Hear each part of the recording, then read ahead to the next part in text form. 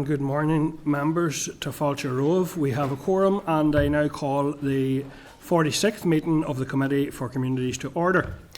Can I remind anyone in the public gallery that mobile phones must be turned off.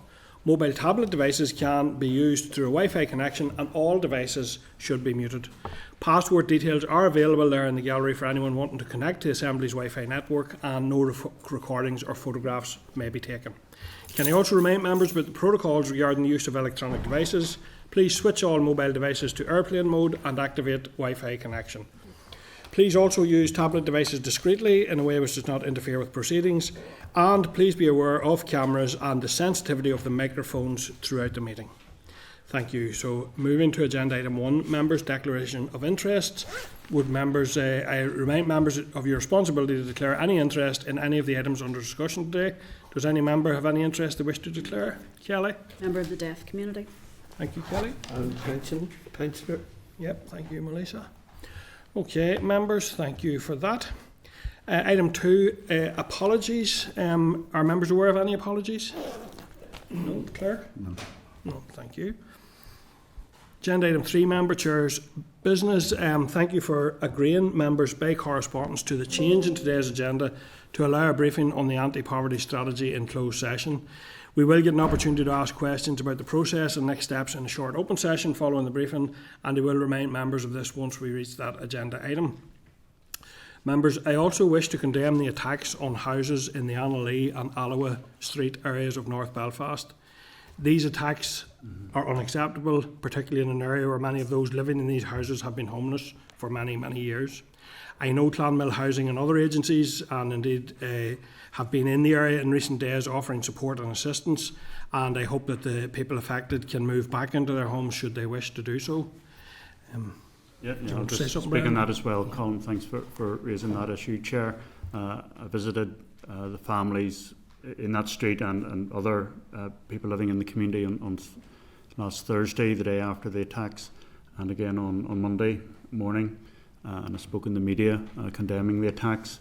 I've engaged with a wide range of people, agencies, the police, Clonmel Housing Association, and so on. I know Bryson Pathways, I think they're called, were assisting with additional security measures for those that requested them.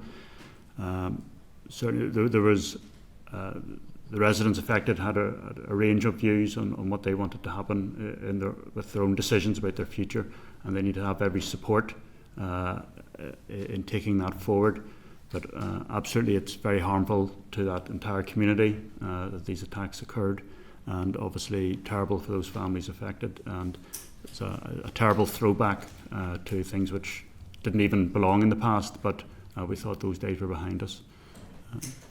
Thank you, Brian. Okay, members, moving on to agenda item 4 then is the draft minutes, which are contained in your pack at page 7. Are members content to agree the minutes of 22nd of May as drafted? Agreed. Thank you, members. Matters arising then, members, you've provided with a summary table in your papers at page 15. At 5.5 there we have a response from Scotland regarding joint engagement with Westminster regarding pathways to work. I note that the DWP consultation closes on 30th of June 2025 at 11:59 p.m. And I refer members to the table letter at page 4 of the table papers from the Chair of the Equality and Social Justice Committee of the Welsh Parliament to the Secretary of State and Minister of State to underline that the devolved institutions share concerns relating to proposed benefit reductions. So are members content that we seek permission to share the Senate response with Scotland and vice versa, and the committee would like to consider the wording of a possible joint letter before recess. To this end, we are content to request officials consider the options for proceeding with that. So can I ask for members' agreement on that? Agreed. Yeah, thank you. Sean? It was actually on that point, Chair, on 5.6. Would a joint call, even with the chairs, vice chairs of the three, be appropriate in that? I suppose to try and expedite a joint letter being formulated. And the other thing that I just wanted to reference, I was really glad to see that letter from the Social Justice and Social Security Committee. They reference a block grant adjustment. They seem to have a lot more information about what impact this is going to have on the finances and on the people of Scotland who this will affect. Is this something that we know? Is this something the department can tell us? You know, we are now 3 months down the line of this green paper, and we still, as far as I'm aware, do not know the true and full impact of what these cuts would look like in Northern Ireland. So I'm just wondering, would it be appropriate, or would we be able to once again ask the department around particularly that block grant adjustment, because I hadn't seen that mentioned anywhere, around the communication. I know that the Minister talked about 150 million would be needed for mitigations, but again, I'm just not sure how formalised that calculation is as yet. Yeah, and I think actually, I'll just check with the team here, but I think we have written initially to ask for that information. I'm not aware that we've had a response, but I think we it came certainly back should. that even from my own questions, the written questions that I've asked of the Minister, particularly around those who would be impacted by the 4-point change to PIP, because you just needed an amalgamated number. They didn't hold that information, so a lot of the data the department didn't hold, and that was what the answers were coming back. And I don't know whether that was the answer back to the committee, was that the data is not there for us to really understand. But I just think, given that Scotland have calculated exactly how much their block grant would be adjusted, it would just be really prudent for us to ask. No, I fully agree with you. I think it's essential. I don't know how we can plan or prepare or challenge based on not having the figures, and that's a real issue in terms of a data black hole here for even the anti-poverty strategy, for example. We need that, and surely that information must be available to any of the devolved regions. So I think if members are agreed, we should certainly write and ask for an urgent look at that, because this is all happening quite fast. Yeah, members agreed. Yeah, thank you. Go ahead, Brian. On a separate matter, Chair, 5.2 on the social inclusion strategies. I don't know if it was included before, but it's the first time I've seen the letter, to my knowledge, on the 14th of March from the committee clerk, sent to the DALO, further to our meeting on the 13th of March, when we met with members of the Women's Policy Group. When I read the letter from the committee clerk, I have to say I did feel there was a lot of opinion in the letter, and I didn't feel it was appropriate that it should have been sent from the committee clerk, or else I feel that the wording should have been adjusted. If you as chair were sending a letter like that, you know, I could at least see that opinion could be in it. But for example, it says there, after investing time in developing the strategy, the group was abruptly informed by letter that their input was no longer required. Saying abruptly. And in particular, the sentence, the repeated message that some communities feel excluded from meaningful participation, raises serious concerns about the department's approach to co-design and stakeholder engagement. Again, I think that's a lot of opinion in that sentence. So all of us as political representatives, at times people make a representation to us, and we will then convey their concerns. But we have to be, I'm aware myself, I always have to be cautious about taking on their opinion and conveying that as our own. So whilst those, and going back to that meeting, I did feel that members of the committee were at times trying to put words in the mouths of people who'd come to us to present their opinions. So, because I've seen this in other committees, sometimes letters are sent from the chair of the committee. So whilst the clerk can request information, I am just concerned about how that was worded, and whether it was appropriate to go from the committee clerk, or whether the wording should be adjusted. Okay, well, around the detail of that issue, I think we can look into that. I have to say, and this has come up repeatedly, Brian, the committee does. I feel we have. And you have made your points, and that's fair enough, but the committee in general have expressed repeatedly concerns around the engagement process. That is a committee position. That is not opinion. That is, as far as I understand it, this committee's opinion. That's what I have gleaned from discussions. I recognise the concerns raised by that particular group, but also raised by many other groups in relation to the department's engagement processes.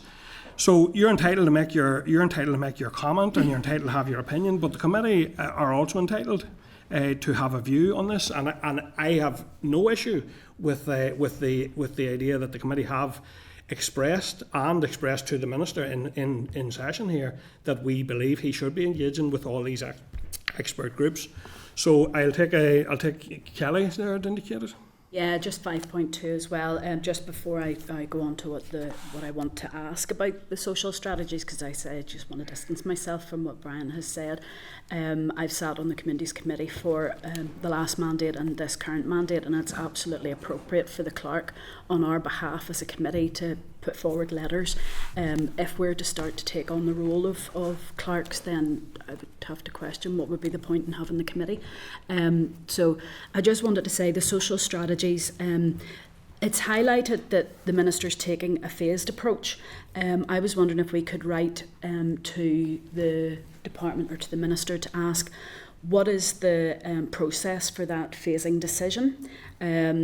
How's the prioritisation worked out? What's the process on that? I'm just a bit concerned that we were led to believe that from the expert panels that they had all got to the very similar stage, and it's just how that prioritisation is being worked out. Now, absolutely, we need the anti-poverty strategy. We've been waiting far too long on that. The other question I have is, it's highlighted that the co-design group has been re-engaged for the disability strategy. Fantastic. But not the co-design groups haven't been engaged for any of the other ones. I just would like to know is what's happening with that, because we know that the anti-poverty strategy is so close, but why were they not re-engaged the same way as the co-design group for the disability strategy were? Yeah. So you're proposing that we write to... If we could, yeah. It's a process, it's just deciding that. Our members agreed that we do so. Mm-hmm. I think also there's a lot of information about the other strategies, but no real specific timelines. And I think, despite the fact that maybe we have struggled to get timelines, I think that doesn't mean that we shouldn't be asking, because it's very clear they're interlinking these strategies, so the timings of them are crucial to each other. They're interdependent in some senses. So would members be content that we write to the department and ask for a more detailed timeline, or a detailed timeline in relation to the delivery and the advancement of each of those various interlocking parts? Yes, agreed. Okay. Members agreed. Thank you. Chair, just to come back, I mean, the point and I appreciate other members are going to disagree with me, but I feel that on matters where there is a strong opinion, I do feel it's more appropriate that the letter would be sent from you. If it represents a majority view of the committee, I can understand that. But at matters which are, almost getting into the political realm, I think it should be better that it goes from an elected representative. So I'll leave that with you. Okay, yeah, leave it. And I'll have a discussion on that. Chair, just to follow up on what you've said there, that when I was asking about the prioritisation, it's really important, because we heard in the chamber this week from the First Minister that the plan is that the next budget would be multi-year. So if we know on that prioritisation how the process works and when we could be expecting that, because we need those strategies before a multi-year budget comes forward, otherwise it becomes an issue that we won't have the investment in the objectives. Yeah, the budget lines. Yes. So what's your proposal on that? It's that how the phasing, the process of how the phasing and deciding which of the strategies was to come first, and the co-design group, why were they engaged for disability strategy? What's the process for deciding that, and why the others weren't? And as you have said, then the timing of these, given the fact that we know that there's a multi-year budget coming forward. Yep. Okay. Thank you, Clerk. Sorry, can I just check? Is that so? The co-design group was included in some of the strategies. Disability. In disability. I have the wording here. It said that it made reference that the co-design group will be given sight of the strategy prior to executive approval, which wasn't the same for the anti-poverty strategy, and we've been told wouldn't be the same for the gender equality strategy. But it's the fact that that same process doesn't seem to have been followed, because I'd made note of the same. Appreciate that. Thank you very much. Okay. Content? Members content? Yep. Thank you. Any other items in 5.2 to 5.5, members, that you wish to flag? No? Okay then, members, moving on to any comments or issues you might wish to draw out, highlight or seek briefings on in relation to 5.6 to 5.7.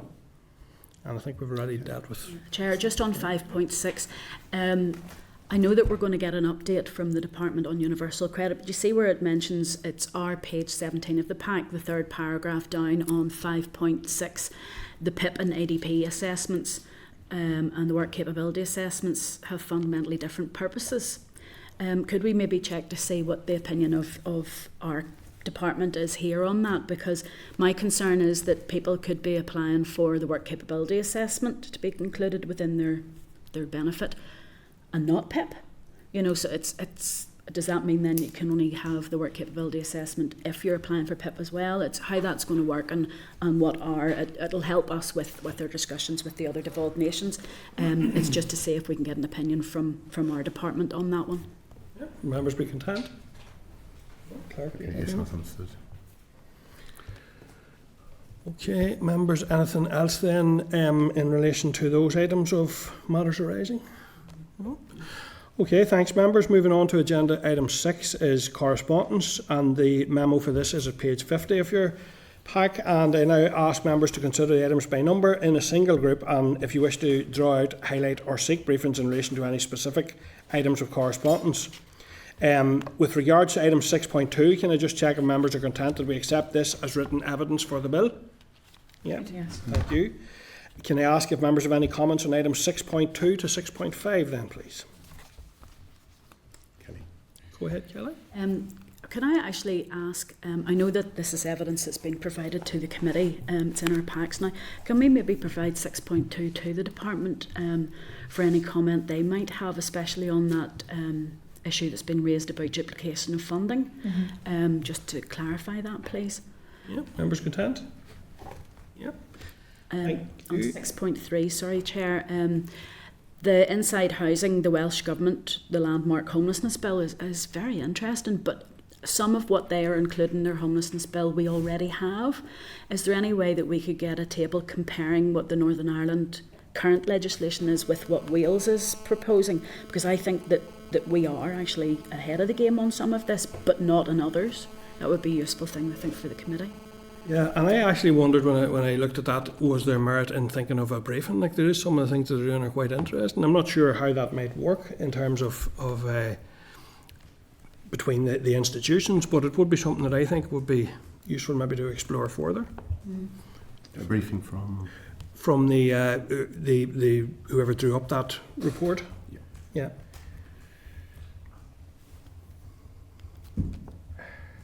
Members content with that? Sorry, Chair, I have a final one on 6.4. Yep.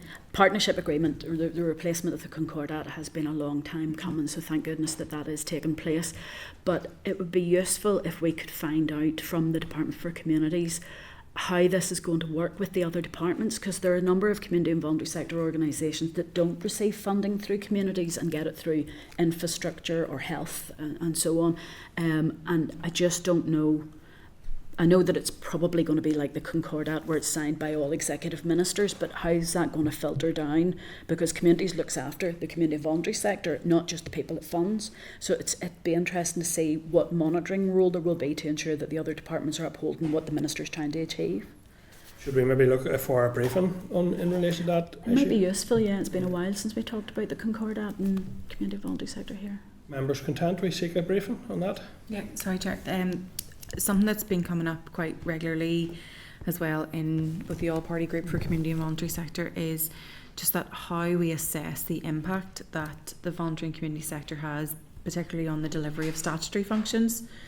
So it would be good if we could include in the request for the briefing, if we could have an understanding of does the department assess that? Does it have any plans to assess that, and how it works with other departments, or whether this will be included in this new partnership agreement about that assessment of impact? Because we know that if the community and voluntary sector weren't there, the gaps in our statutory functions would be massive. But I think that to be able to acknowledge the role of the community and voluntary sector, we need to understand what they're actually doing and the impact they're having. That's been members. Members content we add that and seek the briefing? Yeah.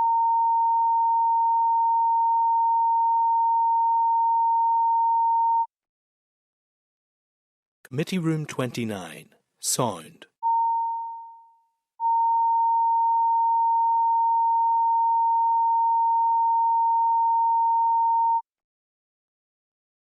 Committee Room 29, Sound.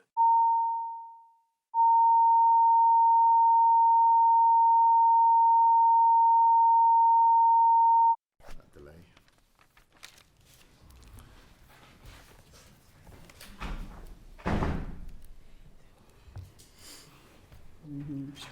Just not far enough in some of the areas. Morning. Morning. Okay, members, thank you very much, and we're now resuming our session at agenda item 7.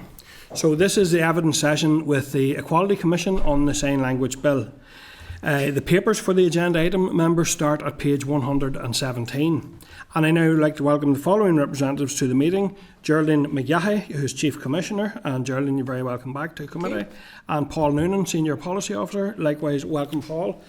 Geraldine, I think it's yourself that's going to make some opening statements before we move to questions from members. So, Commissioner or Chief Commissioner, please go ahead. Right, thank you very much indeed, and thank you for the invitation to be here this morning.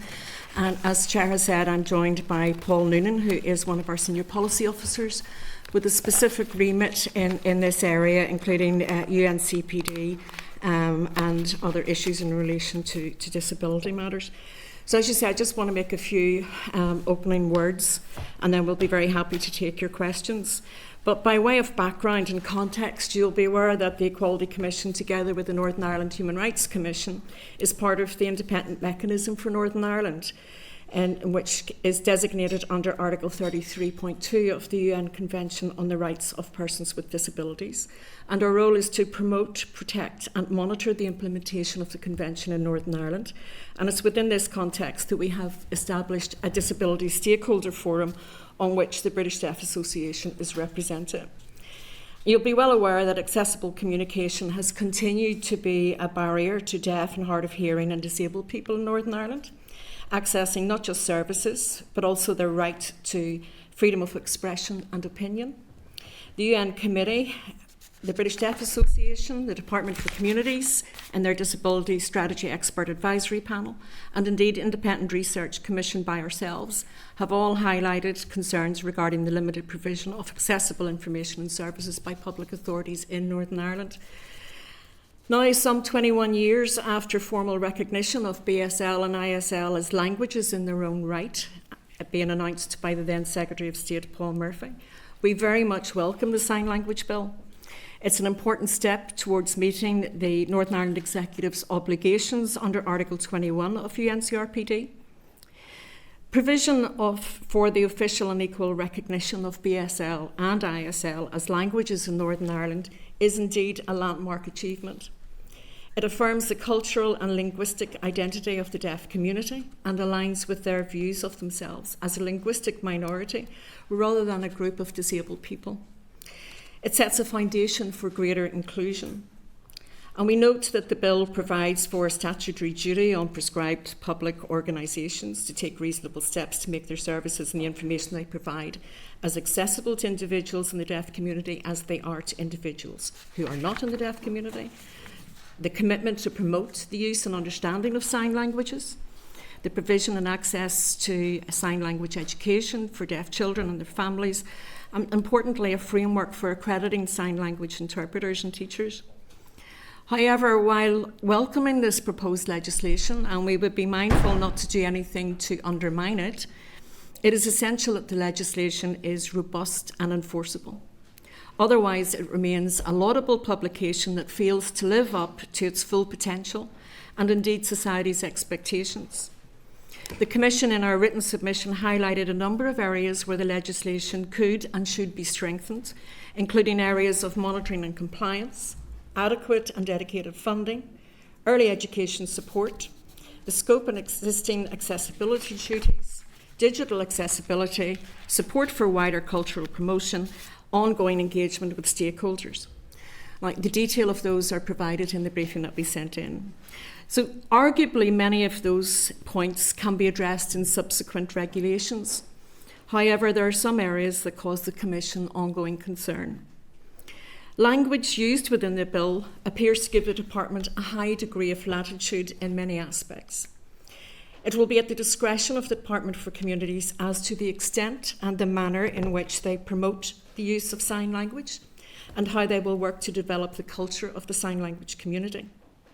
The department will have significant freedom as to when regulations will be prepared and given effect, as well as the content of such regulations.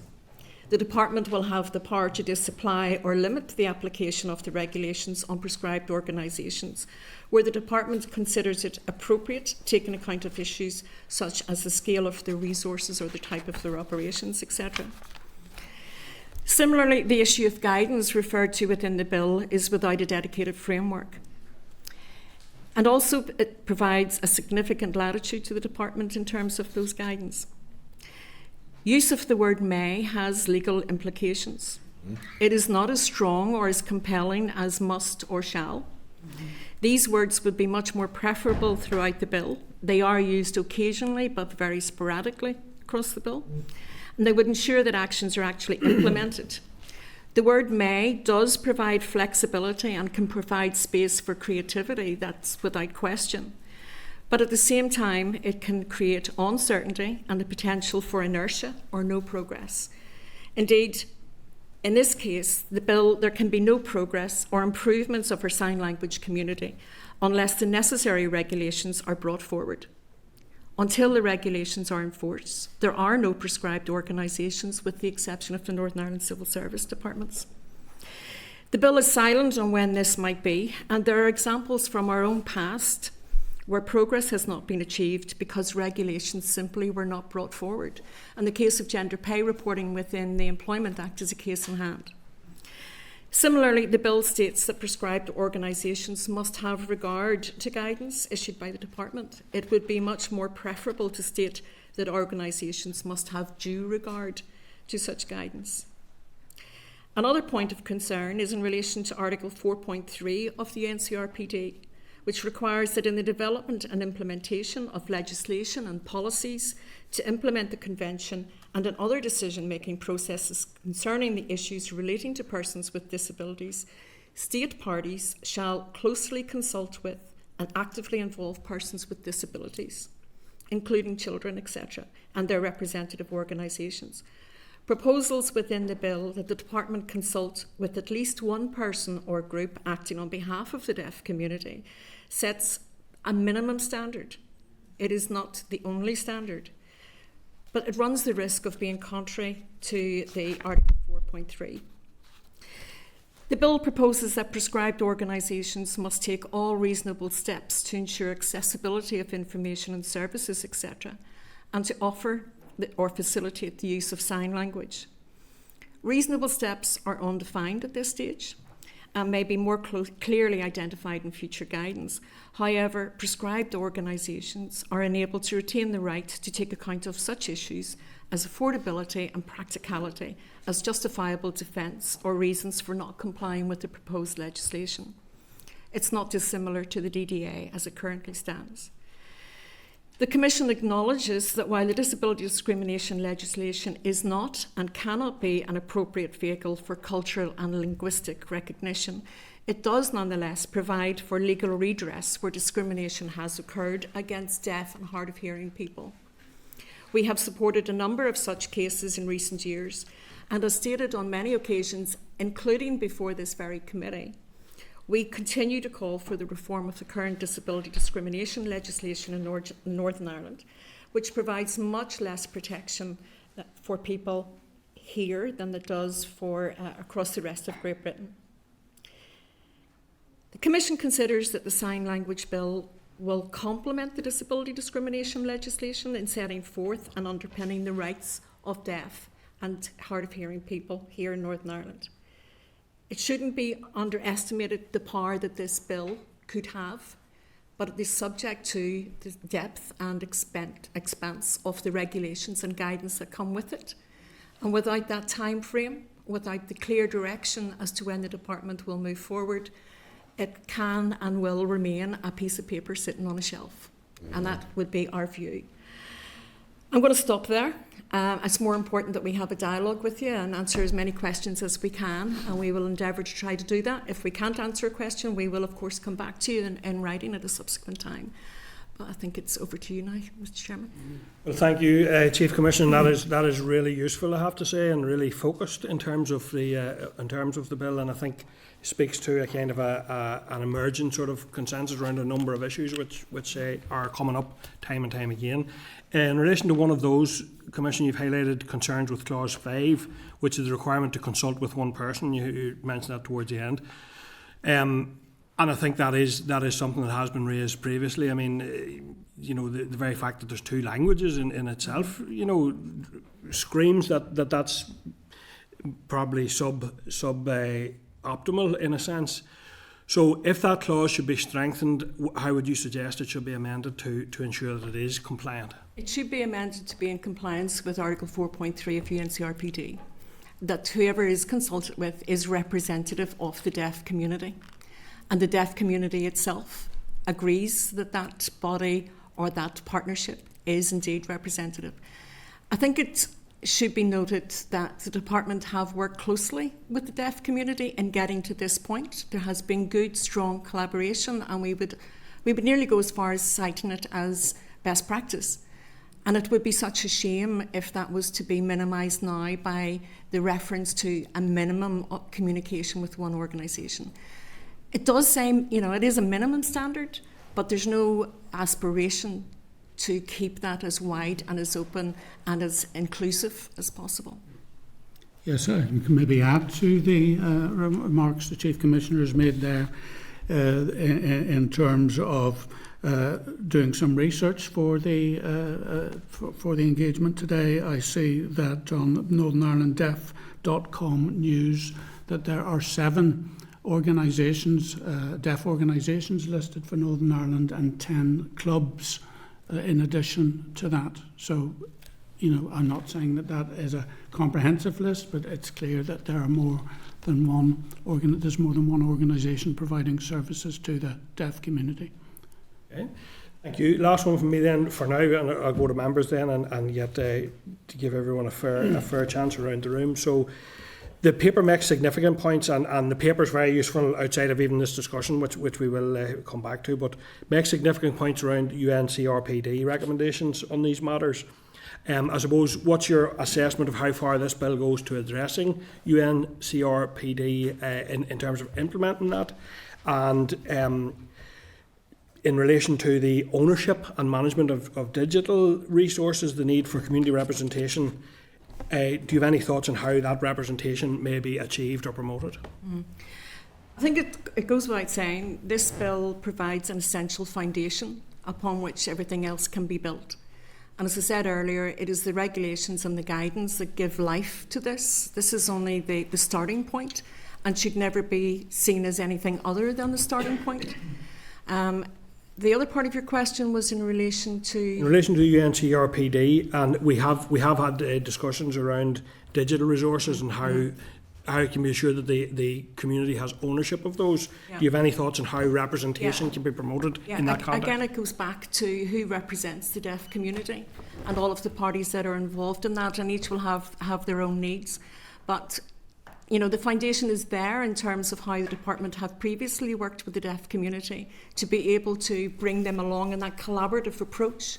And that's really important going forward, because this will be part of the definition and the setting out of the regulations and the guidance. So that, I think, is essential, that the people that are involved in that process are as representative of all of the needs, whether it be ISL, BSL, hard of hearing. All of them need to have an agreement and an acceptance that what is produced meets their needs. Otherwise, you're falling short. And this is too valuable an opportunity to get it right. Mm-hmm. Yeah. Thank you. Okay, so I'll go to Kelly. Go ahead, Kelly.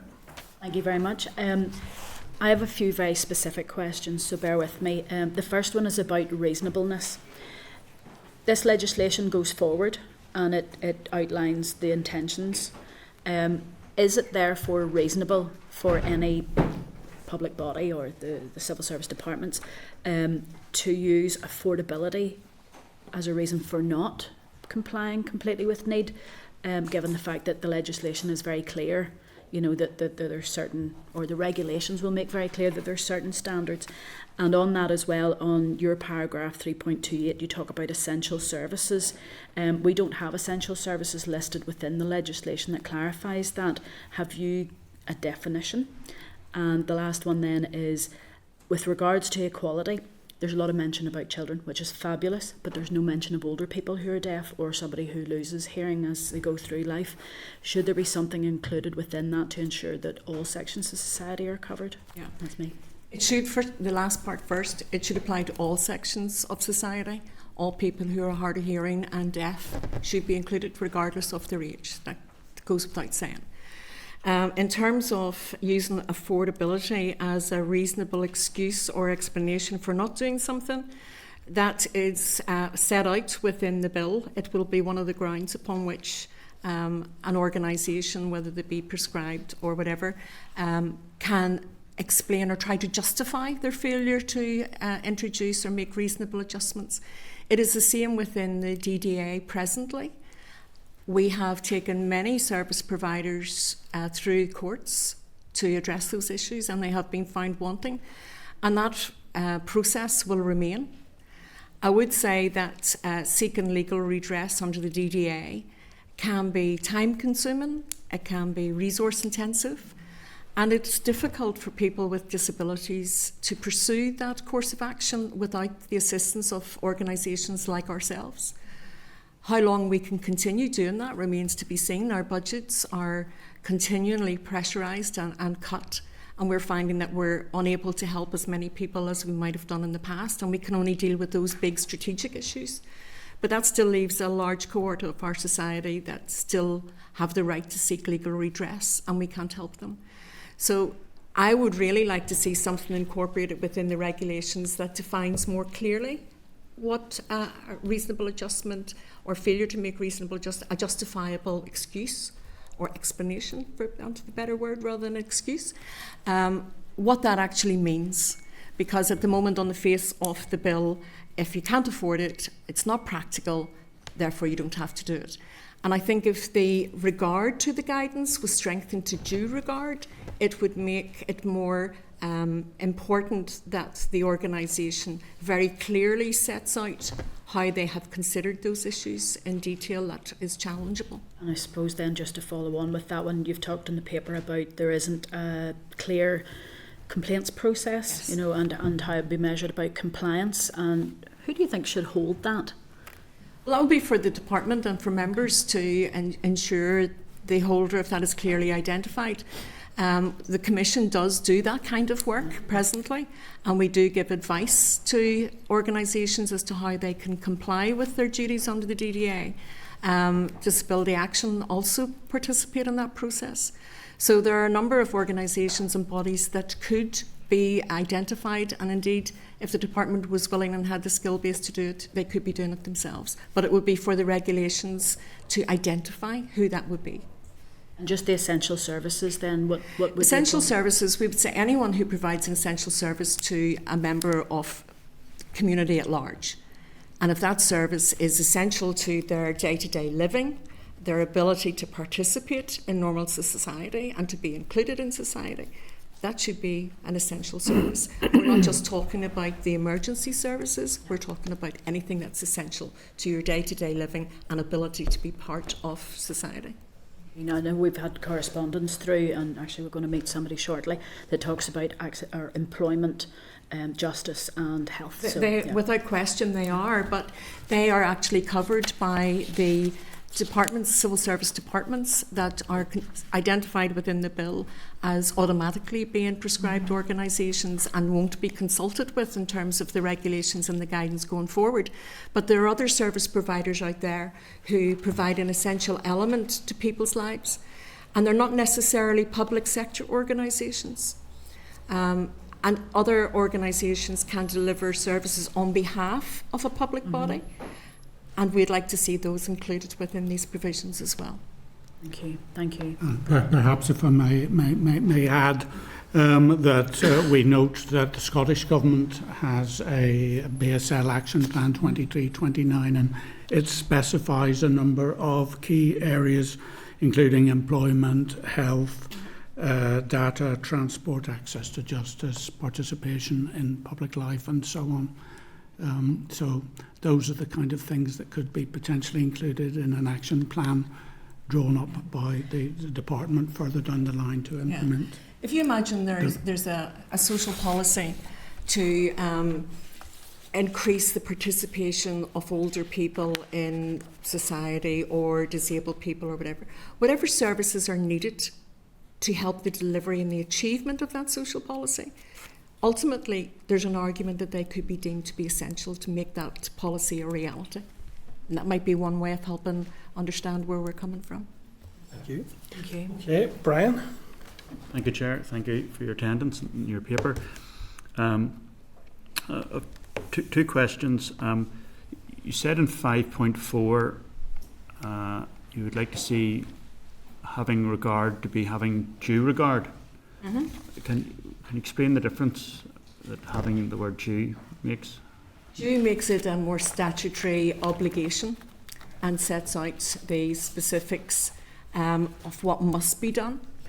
It's easier to say that you've had regard to something when you've just, I wouldn't go as far as to say paid lip service, but it would be a less rigorous approach to the consideration of the issues than if it was a due regard. Right. Well, it leads into my second question, and it is the issue that we've discussed in terms of under paragraph 3, what is the meaning of reasonable steps? Mm-hmm. You know, so I mean, in the draft bill, we're told that it's to ensure that services are as accessible to individuals in the deaf community as they are to individuals who are not in the deaf community, and also offer facilitate the use of BSL or ISL for the benefit of individuals in accessing information and services, and that it should be at no extra cost to the individual, and but that cost, the affordability, could be taken in as a factor. So, I mean, many organisations, the prescribed organisations, wider groups, businesses will be looking at, well, what would be the consequences in practical terms for them. And you've said this provides a foundation that can then be built on. But I think we will end up with a range of provision. You know, at one end of the scale, you could have having interpreters actually physically present at all times, waiting in case somebody comes in requiring use. But a lot of other organisations will have some sort of facility that can be provided by arrangement, you know, with advance notice, and possibly something which is online, you know, which can be accessed. So, but I think what the fundamental step here is that organisations, in particular prescribed organisations, will not be able to say, sorry, we don't do sign language. You know, they will have to. So, because you said earlier that you'd be concerned that they don't have to do it. I think no organisation will be permitted to say, will not be able to say, sorry, we don't do sign language. They will be able to demonstrate by looking at the resources that they have available that it is too expensive for them to do, or that there isn't a big enough demand for it. That ability to opt out on a reasonable, justifiable reason needs to be clearly defined within the guidance. The guidance needs to come forward with the definition of what reasonable steps should be and set out the parameters within which a justifiable defence can be put forward. The same process applies currently to the DDA and the inability of some providers to be able to make reasonable adjustments for people with disabilities. When you take it through the court, it can be quite an onerous bar to overcome, and we have been very successful in a lot of cases against our own departments as well, where they have failed to make reasonable adjustments for someone with a hearing problem. So the guidance become essential in being able to identify what those thresholds will be. But at the minute, there is no guidance. That comes at a later date. So this is why I'm saying this is the foundation upon which the regulations need to be defined, and this committee and other members will play a very critical role in helping develop those regulations and the guidance, because it has to be about helping and assisting the people with a hearing problem and deaf people. It's about developing the culture of that community, because they do not see themselves as being disabled people. If you don't see yourself as being a disabled person, why should you have to rely on disability discrimination legislation to be able to assert your rights? So by having strong and robust legislation such as this, upon which strong regulations and guidance are developed, it helps the identity of those people, it helps their well-being and their feeling of being an inclusive member of society. Mm-hmm. No, and I don't doubt that there will end up being challenges, of what is reasonable and what is the level of provision. But I would expect that we will end up with a range of levels Absolutely. of provision according to the size, Yeah. of the institution of It will be a particular building. context-based, without question. But I think it does establish at least the foundation that organisations can say, no, we don't provide sign language. But they can't do that. They would have to justify why it is a they practicality, Yeah. it's not just a preference, it's a practicality, and it's people's primary language. So, Yeah. But I do stress that without proper regulations, this piece of legislation, this bill, will be meaningless. It will not be enacted. It will have no substantive benefit to anyone without good, strong regulations. Mm-hmm. Okay, thank you. Sure. Thank you, Brian. I'll go then next to Melissa. Fadger Overleg, you're very welcome. Okay. I always find it ironic, that when we discuss sign language and its importance, not just in terms of how does it facilitate communication, but included in that is culture and the way that it should be provided for each and every person who requires it, and those that are part of the whole support services and that as well too. And I say ironic in as much as that language very often can be divisive for us within the house itself, within the chamber. But in fact, in your presentation, you really highlight that importance of language in itself, and it's no threat to anyone. And providing the rights of one group does not diminish in any respect the rights of any other person either. Now, just to go back, and I think it was yourself, Paul, that alluded to this point, and I'd like a wee bit of maybe clarity on it, just that where at 3.8 you have actually stated there that it's a bit silent on what safeguarding measures will be put in place to ensure consistent implementation of the guidance. And Paul, then you go on to describe what's happening in Scotland. In fact, are you suggesting then that Scottish model is the preferred model, and that it should be the model that should be adopted here, we'll say, within the north of Ireland as well too? And if so, what is needed in order to ensure that it embraces all of the elements, positive elements, that of the Scottish model? I don't think we're being prescriptive on the Scottish model. We simply point out to the fact that there's a deficit in the legislation with regard to ensuring a joined-up approach and implementation. The Scottish model is obviously one option there. We're aware that in relation to Section 75, the Civil Service has a standing group of equality officers who meet to share experiences and their approach to Section 75 matters to encourage a more joined-up approach. So I think there are different ways of coming at this, but I suppose Section 75, in terms of its implementation by way of analogy, yes, there's some very proactive public authorities who are very good at looking to fulfil the duties and are creative about their approach to it. At one end, at the other end, you've maybe a smaller number of public authorities who pay lip service, it's probably fair to say, to the duties, and in between you probably have the majority of public authorities. So this issue about trying to ensure a good standard of compliance is one which we think could benefit from being given further attention in the development of this bill. Good, Melissa. Daniel, Lanneray, Lidahan. Thank you, Chair. Thank you, Geraldine and Paul. Thank you for all your work on this generally and the work you do on a daily basis on this important area. I have to say I share your concerns in relation to the legislation. First of all, I welcome it's an important step forward, but like most pieces of legislation that come through this assembly from departments, it tends not to be as good as it should be in delivering for those that are directly affected. It needs to be inclusive, and there needs to be clear demands within that legislation that ensures that they deliver and it doesn't sit on a shelf. Unfortunately, for years, many strategies and legislation bills have just sat there. And in fairness to Kelly, with the integrated education bill, she put very tough language in there, and the House, with various amendments added to that to ensure that the department actually do what they're committing to do. So I entirely agree with you. This can't be just a box ticking exercise. A lot of hopes have been raised by this bill coming forward, and we need to ensure we don't continue in letting those people down that have been affected, and ultimately those who will be affected in the future.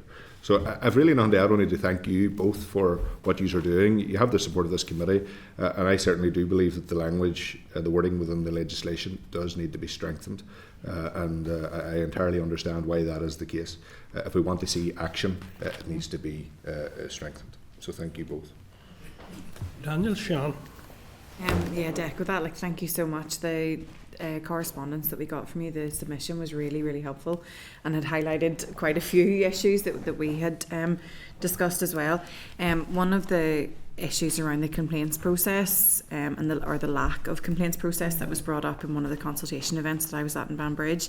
It was a really serious issue of contention at the consultation event because of the lack of capacity.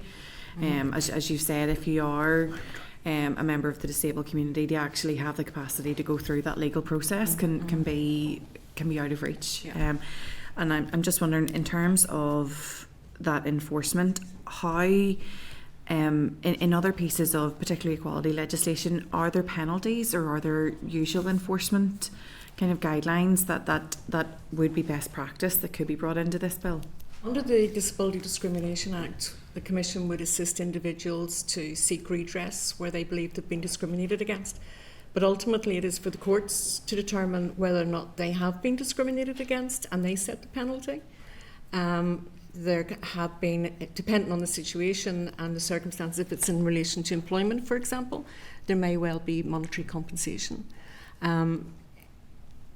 This bill is silent on any form of enforcement or redress, and in that absence, that void, the only option that's available to people to assert their rights and seek redress is under the DDA.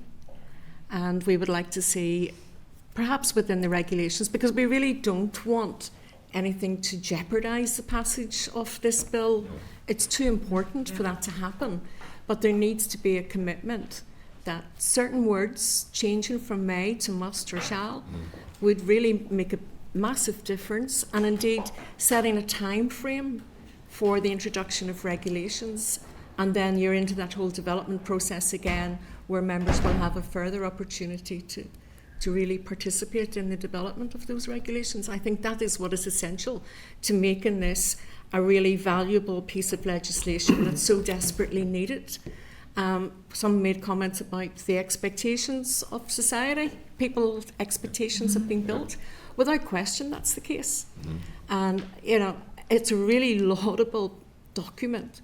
So we need to do all we can to make sure that it is as robust as it possibly can be when it eventually gets rolled out. But without those regulations, unfortunately, I reiterate, it will sit on a shelf and it will serve no purpose. Really appreciate that, and really appreciate just how the strength of your words. I think that's really clear for us. In terms of that enforcement, you mentioned around the fact that yourselves and Disability Action and I are already engaged in something along those lines with the DDA. Can you and tell us what that looks like or what that is in practice? What we do is the organisations would have disability action plans in terms of how they would deal with that. We provide advice and guidance to employers and service providers on meeting their obligations and the interpretation of the Disability Discrimination Act. That service is free of charge. And likewise, we then provide legal assistance to those who have or believe they have been discriminated against. While we can't support all of the cases that come before us, we only support the strategic ones that have the potential to get a message out across wider society. We'd love to support more, but we can't.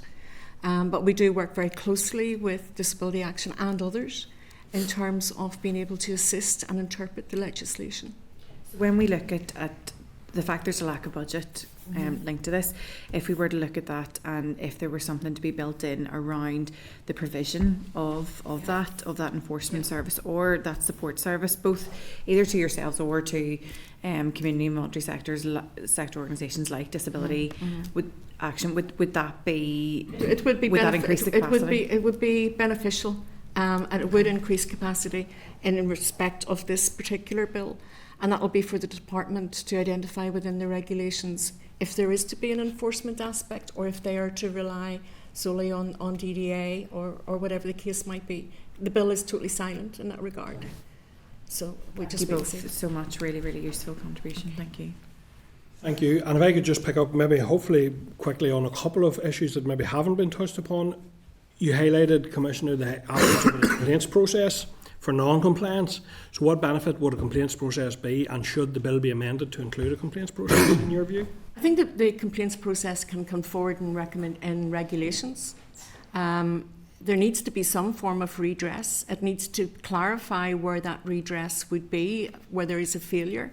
Even Section 75 identifies a form of redress, weak as it might be, but there is a process identified as to the actions that will be taken where an organisation has failed to deliver on the aims of the legislation. So I think that is an important point, and we really can't move forward until that's done. A complaints process will only it will not provide proper redress unless the regulations identified as such. A legal process will provide that. A complaint can be of a minor nature, but again, the regulations can quite clearly stipulate that. Go ahead, I was just going to say, sort of linked to that is a need also to be proactive about including deaf people and their organisations in the implementation framework, so they can advise as the regulations and the legislation is rolling out, rather than waiting to 5 years and then conducting a review at that stage. You know, a lot can happen within 5 years, and you know it's more likely to be positive if deaf people are involved from the outset. And indeed, as the Chief Commissioner mentioned, you know, Article 4.3 of the UNCRPD requires that in the development and implementation. So that's what we're talking about here, is implementation. Yes, deaf people were involved in the development of this, but it's about implementation, and it's about active involvement. You know, the Article 4.3 talks about consultation with and actively involving. So it's not just a one-off consultation. Actively involving implies that that's an ongoing process. Just to clarify in terms of complaints process, a complaints process can quickly and speedily resolve an issue that helps a person who feels they're not getting a proper service. Normally, within the public sector, if someone has made a complaint and a complaints procedure fails to deliver an outcome that they're happy with, they have a course of redress to, for example, a public service ombudsman. And there's no reason why a similar process could not be incorporated within this that negates the need for legal action. Okay, thank you. Just to clarify a couple of points related to that. So you have been very strong on the regulations. Did you say, and apologies if I missed this, did you say that the time frame for the regulations should be in the bill? I feel it should. I think it would make sure and signal to all parties that this is going to be real and impactful, and it's not going to sit on a shelf, that it has a definite journey to be completed within a specific time frame, and I think that would really strengthen it. Okay, and before I go to Kelly there, and you have touched on, Paul, around the review. So is 5 years too long for a review process? Should we be looking at that to be amended to a quicker review, given this is particularly for the first review? And do you think the terms of reference for that review should be included in the bill? It would add to the bill if it did include a terms of reference, but it's not essential. It can be incorporated at a later date within the regulations.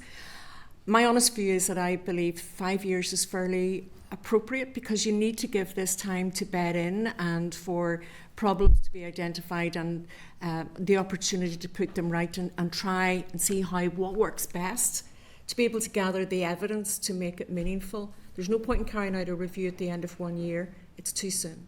So I think 5 years is fairly appropriate, and a review of this nature could be fairly resource intensive as well, in terms of the amount of engagement and evidence gathering that might be required. But it would be within the gift of the department to include that within regulations. Clearly, one of the provisions of the bill is that designated authorities develop action plans, but the bill is silent. Perhaps the regulations will address this on when the due date for the development of those will be, and obviously that's also linked to the and how they would be approved. For the period of the review. Okay, thank you, Kelly. I was just going to say there's a lot of talk of regulations, but none are listed in this bill. Do you think it'd be beneficial or more appropriate for at least a start list with, at the review, any further regulations as needed, that we should be listing them on the face of the bill? Well, I think the bill itself in its current form does stipulate where regulations would be required. I wouldn't be overly prescriptive in what should or shouldn't be included in the regulations, because, as I said, a little bit of ambiguity can create a Not space. in the regulations, even just a list of even in what the they bill, are.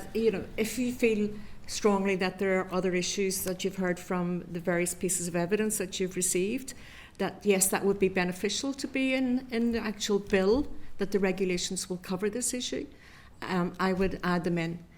But I would encourage you not to delay the incorporation of this, but to make sure that you're confident that the regulations will cover them. But I would be looking for a time frame for the introduction of the regulations. Okay, well listen, thank you, and that's greatly appreciated, I have to say, and thank you members for a very thorough look at various aspects. It's been really useful, and it's very useful to have your paper on this, Commissioner, as well, so thank you very much, and we'll take your comments. If you need anything further, just let us know, and we'll address it to the committee clerk. Thank you. Thank you very much. Appreciate that.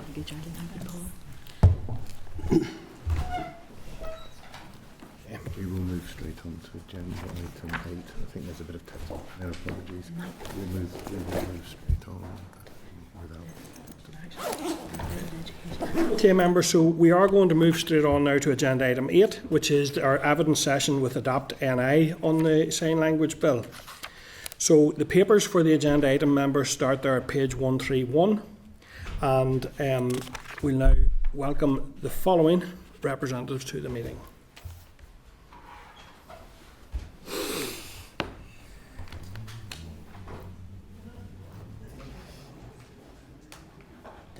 Good points they're making. Thank you, Chris. So we'd now like to welcome the following to the meeting. We have Laura Murphy-Sloan, who's the Director, and Alex Leslie, also a Director of Adapt NI. So Laura, I think it's yourself that's going to make some opening remarks, and then we'll go to questions from members. So good morning. Thank you for the opportunity for us to give evidence today. So before I begin, I'd just like to briefly share a bit about who we are, if that's okay. So my colleague Alex and I, we are both hearing. We co-founded Adapt NI in July 2022. This was following the closure of the only face-to-face employment service for deaf people in Northern Ireland. We are a small but committed team of 5 working NI-wide, and actually 2 of our team are profoundly deaf, one of which is deafblind. Our advisory group are made up of members from both the deaf and hearing loss communities. So we established Adapt NI because we witnessed the serious and growing gap in employment services. We've seen firsthand the impact this has on people's lives, not just on their job prospects, but on their well-being, their mental health, financial security, and, well, really overall independence. So we don't come here to criticise or cause delay, and actually it's quite the opposite. We are incredibly grateful for the work that has brought us to this point, especially the Sign Language Partnership Group. What has happened over recent years, it's a snowball effect. more deaf awareness, more learning of ISL and BSL, and more recognition.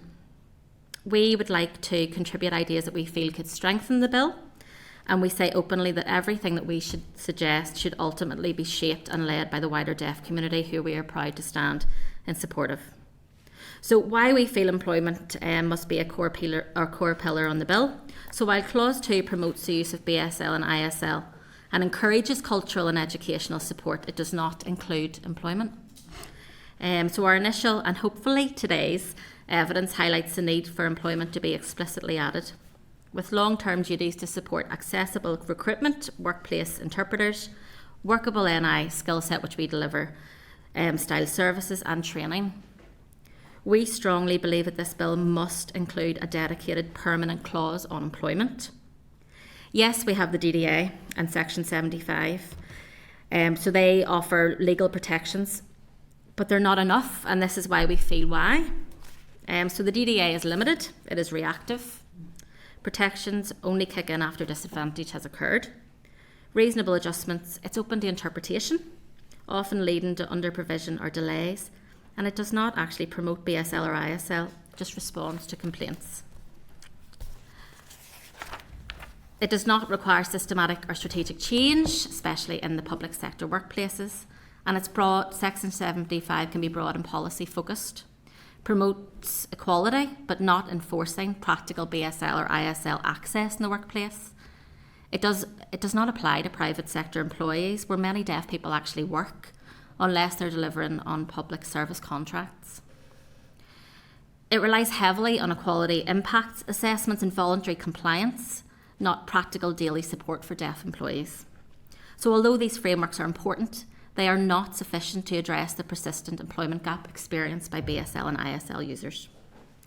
This legislation gives us a once-in-a-generation opportunity to embed language rights into all aspects of life, including work. A dedicated employment clause would make proactive duties clear, like accessible recruitment, signed training, and workplace inclusion. It would support the funding for interpreters and technology NI-wide, and make a parity with the rest of the UK, especially in relation to access to work. It would promote public sector leadership in inclusive employment, make workplace BSL and ISL awareness training standard, and provide clarity beyond reasonable adjustments with clear expectations for inclusive practice. So recognition of BSL and ISL is important, but it means little if people can't use their language in the workplace, or if barriers continue to block access to jobs, career progression and independence. At Adapt NI, we support people who are ready and willing to work, but can't attend interviews because there's no interpreter, who are in jobs they can't progress from because support is piecemeal, who face employers who want to help but don't have training or tools. So we do have some proposed wording that we would put forward. We can share that with you. Our second one would be in relation to a representative regulatory advisory board, which would be in reference to clause 5, 7 and 8. We feel there's a need to ensure that consultation is real, structured and representative. The current wording that one person or group must be consulted, we don't feel it's enough, as the deaf community is diverse, with different experiences, identities and needs. And a one-size-fits-all approach doesn't really speak for everybody. So we would strongly recommend the creation of an official advisory board made up of both deaf, BSL and ISL users across Northern Ireland. We would hope that this would actually be voted on by the community, regulated and transparent, and be reviewed or refreshed annually or biannually to reflect the changing needs and ensure accountability. This would give the community a real voice in shaping how the bill is implemented and evaluated, so a consultation wouldn't be just a tick box, it would be a living democratic process. And then person-led access to communication. So finally, we believe there's a need for personal, flexible access to communication. Clause 3 focuses on making public services accessible in both to BSL and ISL users, but it does include a loophole allowing public bodies to consider cost and practicality. Really important that we try to meet this gap. So currently deaf individuals are actually limited by access to work rules. For example, if they work under 16 hours, they can't actually access to work. And for some people, this could be their first job. and maybe just getting into the workplace. And that includes at the interview process as well. So we would support a person-led communication allowance where individuals can book interpreting or video relay services for life moments that matter, supporting independence, dignity and full participation in society. So in conclusion, we know one day our services won't be needed and we look forward to that day. But we are not there yet, and to get there we need the legislation to support us and more importantly to support the community that we serve. We thank you again for the opportunity to contribute and sincerely hope the evidence is received in the spirit in which we are giving it today, respectfully, constructively and with the aim of helping Northern Ireland lead the way in inclusion, language-based equality. Okay, thank you, and that's really useful as well. Some really practical suggestions and very, very interesting given your perspective. I have to say I'm struck overall by the value that there's been in the co-design that has taken place to date in relation to this bill. It really threads through all of the work, and I think the idea of maintaining that principle and maintaining that reiterative process as we go forward in this bill and many other areas is of huge value as well as importance. So just in relation to your concerns on clause 5 and your paper has indicated that specific point that a diverse community cannot be represented by one stakeholder, and I think that has come up as a theme quite often. I suppose the other side of that coin is that frequent wide consultation can delay action. So where would you see the balance in relation to that, and how do you think the bill could be improved to take account of your concerns in that respect? We would hope that there could be some kind of advisory group that would be put together as part of the deaf community. If this could be something that's voted to get on to, so maybe you would have representatives from different parts of the deaf community. Maybe it's an annual voting procedure, but it also gives opportunities for people who are deaf to take on that type of responsibility, that type of experience, and creates then future opportunities for them as well as being part of something so big. Okay. You've highlighted some concerns around the requirement to take reasonable steps. In your view, does that phrase significantly weaken the bill, and should that phrase be clarified, strengthened by the department, and if so, how would you like to see it strengthened? I think it is the word reasonable. I think we maybe need to expand on that slightly. Including what is reasonable, and reasonable is open to so many different perspectives. It depends who's reading the reasonable statement. And if it's a small business, what is reasonable for a small business may not be reasonable for what a larger business that would have a lot more finances in place. So it's about trying to meet that gap, and especially in relation to somebody that maybe is going for an interview. We are coming at this obviously from a very much an employment perspective. But if a small business does not have the finance to fund an interpreter, who's going to fill that gap? Let's find a way that there can be a provision in place for somebody that it's still reasonable for them to then apply for an additional maybe fund to put that in place. Okay, thank you. And the final one from me then for now before we go to members is in relation to clause 2, and you have highlighted that you're concerned that it doesn't go far enough in ensuring access to services. So in terms of any strengthening of the bill in that respect, would you like to see that placing more statutory duties on public bodies, and how what do you think those should be? Our issue is really that it does promote BSL and ISL, cultural, educational support, but there's a complete lack of employment. So that is really what we come today to say. We see employment as a core pillar of opportunity for the Northern Ireland deaf community. And very much, I know we have additional legislation in place and we have the DDA, but we really need to be seeing this with importance, that this employment is a key area in Northern Ireland for everybody. So it should be seen as a key area for the sign language users, deaf community as well. Okay, thank you very much, Laura. So I'm going to go first of all to Kelly. Go ahead. Thank Kelly. you. I agree that employment is a key area, given the fact that Northern Ireland has the highest number of people with disabilities out of work. It's something that we should be absolutely focusing on. Can I just ask you, are you aware of any legislation or regulations that are in the rest of these islands that reflect what you're talking about, support for people in employment, not just about education, but about, the wider life skills? Are you aware of anything that we could take a look at to maybe add It is noted on the other acts. So Scotland have, now it just says access to work, but employment is still on there.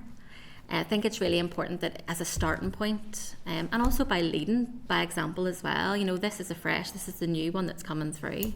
So if we can have employment on there, and if there's anything we can support with, we stand ready to help. The other thing was, in the bill, it talks about the provision of support for children and people around them. So it could be family, friends, teachers. I think I've started to lose my hearing in later life, and it would be much more beneficial for me if my work colleagues had access to appropriate training so that I could communicate better with them. Do you think then that if we added in, or if there was a consideration to add in a part on employment, that we should be looking to replicate the provisions for children for the workplace, so that there's access to training, not just so that the person can attend employment and be included as a full member of that workforce, but also that the communications of their colleagues would be improved? We do this on a daily basis. We deliver training to businesses, employees, colleagues, Northern Ireland wide. This is something that we see as a key part of awareness raising, really, Northern Ireland wide. So yes, absolutely. It takes everybody. It's not just for the deaf person to say, I have hearing loss, I'm deaf, I need... it's very much for us to be more proactive in the approach that the environment needs to change, and that's the whole societal approach that we should be taking, environmental approach. it's changing the environment. This bill doesn't define what promotion will look like. So I wondered, at the moment, Department for Communities is investing through councils for employment hubs, particularly looking at access to employment for people with disabilities. Given the fact that you've said that there could be a difference between a large employer or a small employer, should we be considering then supporting employers by giving them access to information and awareness about deaf communication, how the company should be adhering to legislation, and just to help them at a localised level? Would that be something that might be useful for the Department for Communities to consider using those employment hubs to also help the employers? I think any awareness is good awareness. It's very much about trying to change the landscape. We are working, as I said, a team of 5 Northern Ireland wide. We are getting into as many employers and businesses, organisations as we possibly can. So the more people that raise awareness, the better. You've also said in your paper, which was very interesting to me, that government shouldn't be depending on not-for-profits. Could I maybe suggest a change to that and say, work away and use not-for-profits, but fund them fairly? I know yourselves, Adapt NI, have issues with funding and have had issues with funding. Do you think that there should be something maybe spelled into maybe this legislation that requires fair recompense for organisations who are providing the supports? I think that should fall under reasonable adjustments. So if the organisation, well, I'll give you a bit of example about us, if that's okay, if you have a couple of minutes. So we self-funded Adapt NI to set Adapt NI up. We deliver Skillset, which is a pre-employment and training programme, and Workable, which is an in-work support programme to support people to retain employment. There are a lot of people that don't fit into either of those categories. We support them because it's the right thing to do. So not-for-profits, social enterprises are picking up a lot. Our training with communication costs twice as much as the training costs, because that's what you do. So yeah, if there is a way to try to support, to make training, maybe if there are funding opportunities for people to make sure that they have those in place, that would be brilliant. Because if they don't, then they sit unemployed and they miss out on the opportunities of employment. We still support them because it's the right thing to do. No, thank you. That's been really helpful. Thank you. Yeah. I think that focus on work is really interesting, in the sense that it overarches so much of what we do as an executive, let alone Department of Communities. And the phrase which I always contest around economic inactivity, because it's kind of has almost a judgmental. In fact, I think we'd be much better calling it what it really is very often, which is economic disadvantage, and people being locked either partially or fully out of the opportunity to engage in work. And I think that's the approach that we should be looking at. So I think that's very welcome. One from me, just in relation to clause 7, does set out some of the regulations the department may make, and we have talked about that, the language in that. But are there other things that you would like to see included within, on the face of the bill, in terms of regulations that you think could be included, be made as part of this bill?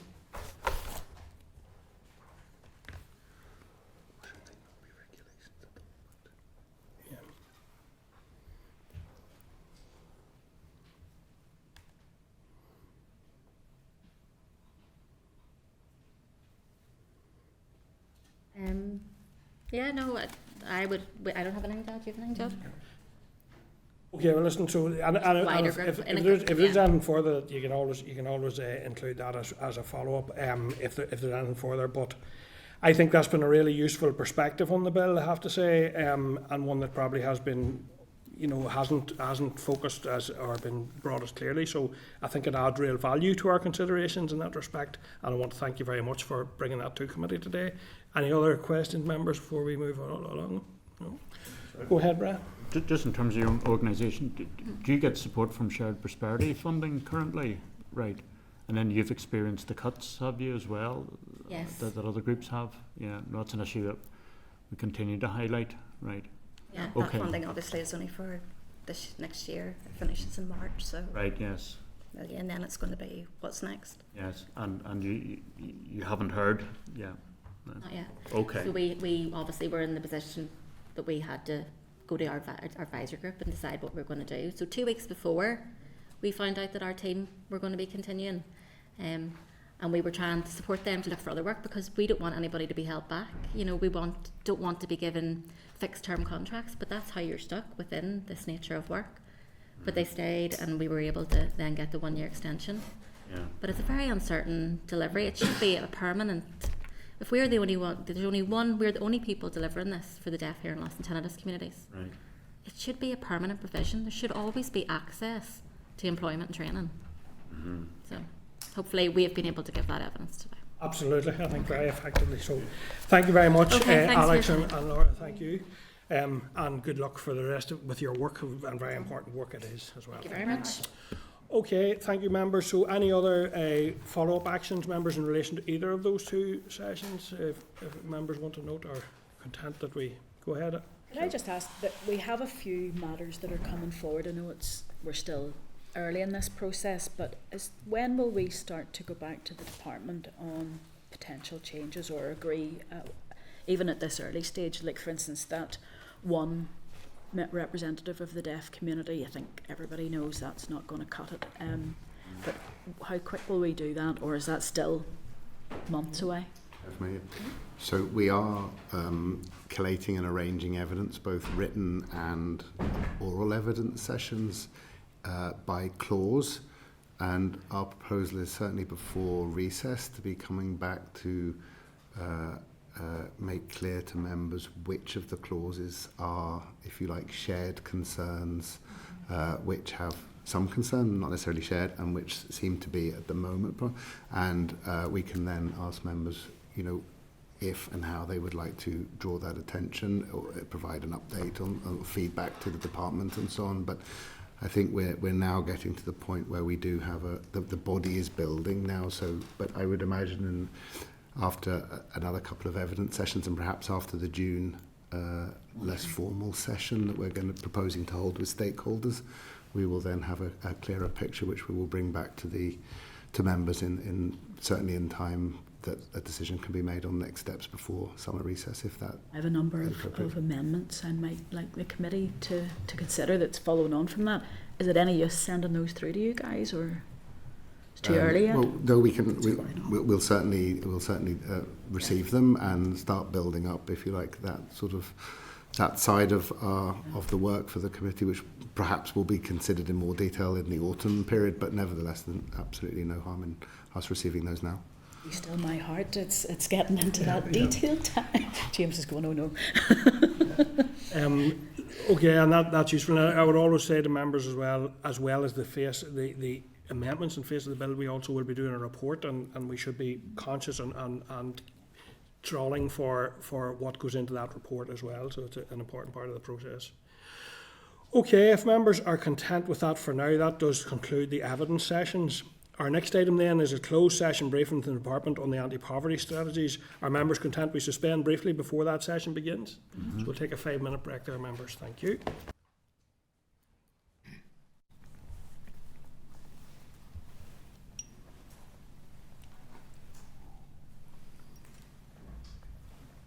Thank you.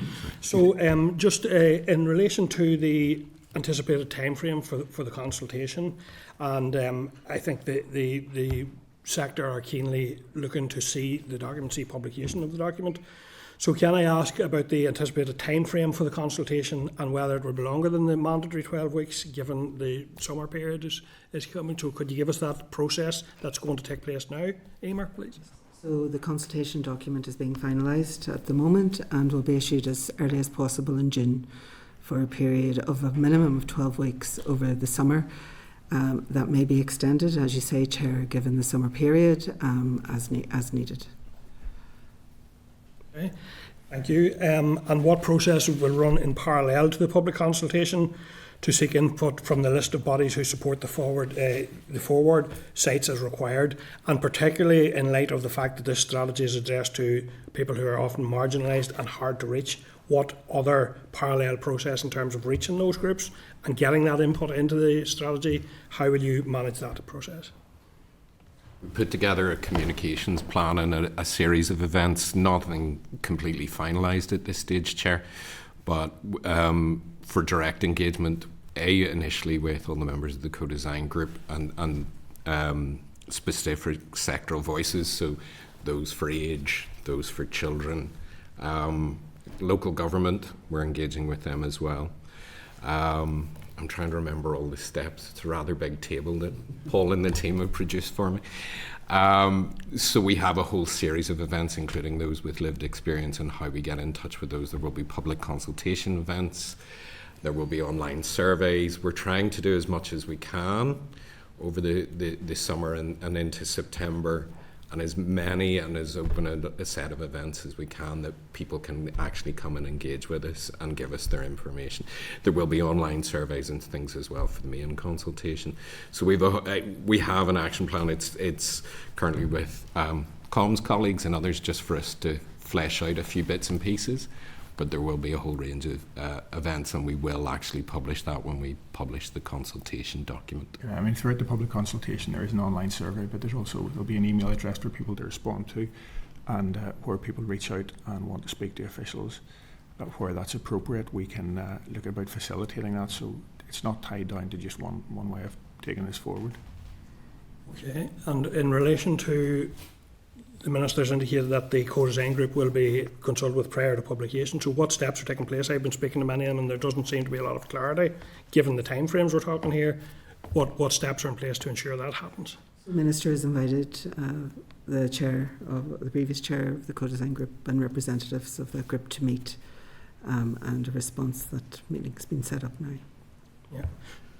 Okay, so listen, just before I come to Sean, obviously we've had that briefing session in close, but I would like to propose to members that officials are asked to return for a full public briefing session once the strategy is published. I know members will have further questions once they engage further with constituents and stakeholders, so our members agreed we seek that further briefing in due course. Yeah, Sean? I was just wondering, will a child impact risk assessment also be accompanying the EQIA, and also will there be a youth-friendly consultation document that young people can respond to? There will be an easy read version of it, which we're currently preparing. It may not be ready for the actual initial stage of launch of the consultation, but the easy read will be there shortly afterwards. And we are also working currently on a child impact risk assessment, or the child rights. So we are actually working on that. Again, that may not be there on day one of the consultation, but given it's an extended period, it may be a couple of weeks after that we bring that forward.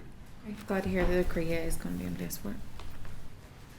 Okay, thank you. Well, listen, I want to thank you for attending today, and we look forward to further engagement in public session on this vital document once it has been published. It is something I know that we're all very conscious of, that people have been awaiting for a very long time, and we want to see rapid progress now to publication and further work around the scrutiny and the engagement with yourselves, with other groups on it. So thank you very much for that. Thank you, Chair. Okay, thank you. Okay, members, we are going to move on then to agenda item 10. And this is an SL1, the Social Security Income and Capital Disregards Amendment Number 2 Regulations NI 2025. A copy of the SL1 is contained at page 170. The proposed rule will ensure that lump sum payments made under miscarriage of justice compensation schemes administered by the UK and devolved governments are indefinitely disregarded when calculating entitlement to means-tested benefits. It will also align provision with policy being introduced by the DWP and amend several existing regulations to allow compensation recipients who exceed the standard capital threshold of $16,000 to retain or gain entitlement to means-tested benefits. So do members have any comments in relation to that, or would you be content for the department to proceed to make the rule? Yeah. Yep, content. Thanks, members. Members, I propose to take agenda items 11 and 12 together, if you're agreed. Yeah. So agenda item 11 is disposal of documents order 1925, Strategic Investment Board retention and disposal schedule. A copy of the schedule is at page 177. And agenda item 12 is disposal of documents order 1925, PSNI retention and disposal schedule, a copy of which is at page 199. Members, once retention and disposal schedules have been laid, the committee will receive notification from the Business Office along with the responsible department's committee, in a case where that's not us, and in both these cases that's the case. We will record it until such time as the relevant committee, TEO for Strategic Investment Board and Justice for the PSNI item, provides notification to us that it has considered the schedule. Once notified, this committee will seek to include the schedule as an item of business at the next committee meeting, and the minutes of proceedings will record the outcome of this committee's consideration. If either committee wishes to table a motion to pray against the schedule, they should notify the Business Office as soon as possible. So I think it's fair to say that this is something that's relatively new. It's an important area of work. Records are hugely important, both in terms of GDPR and historical record, and families or individuals who want to access information. So it is one that I think we will continue to seek further information as a committee on in terms of the process. I'm conscious we were out of Prony last week, but we. Just to flag that the 30th of June is the deadline for consideration for these two, but that process will continue on ahead. So it's an important area of work, one that I think, if committee are content, I'll continue to work with the clerk on to ensure that we get further information in relation to the process and how that's all going to be managed. But for now, somebody, Shan, was it? Thanks, Clerk. No, sorry, it's a really brief question. Just as I was looking through, something that would be really helpful is that we didn't get on last week. Is there a criteria that they use to determine how many years things are kept for? Because some are 6, some are 2, some are 5. And that, just as I was looking through, particularly the PSNI one, I just was, I'm curious about how they decide how many years things are kept for. Yeah.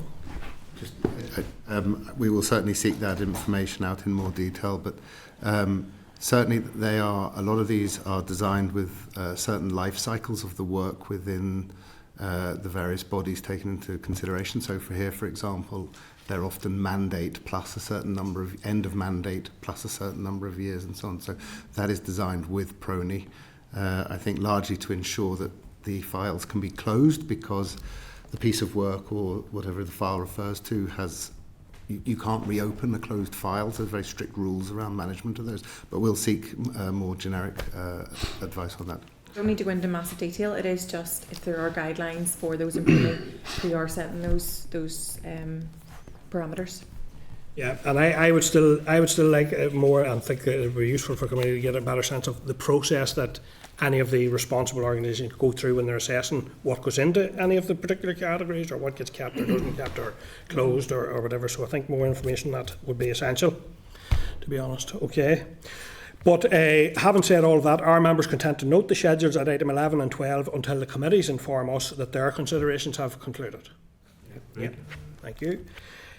Item 13 on our agenda, members, is the Forward Work Programme, a copy of which is at page 283. Do members have any comments, or are they content to note the Forward Work Programme? Content, thank you, members. Item 14, any other business. Do members have any other business they wish to raise today? No, thank you. Therefore, final agenda item 15 is date, time and location of the next meeting. So members, our next meeting will be at 10 a.m. on Thursday, 5th of June 2025, and we are bringing that meeting out to the Ulster Folk and Transport Museum in Coltra. So further details of the meeting location, etc. will follow. But I look forward to seeing you all again next week at that meeting. Right, Chair, can we just double check for Coltra, if we're using the Manor House up at Coltra, can we just double check, can we park up close to it, or is it the public car park that they would like us to use? Yeah. Yep, we'll include that in the information back to members. Okay, members, the meeting is now adjourned, and we'll just wait for confirmation to come out of broadcasting. Meeting's adjourned, and good luck to it, and see you all next week.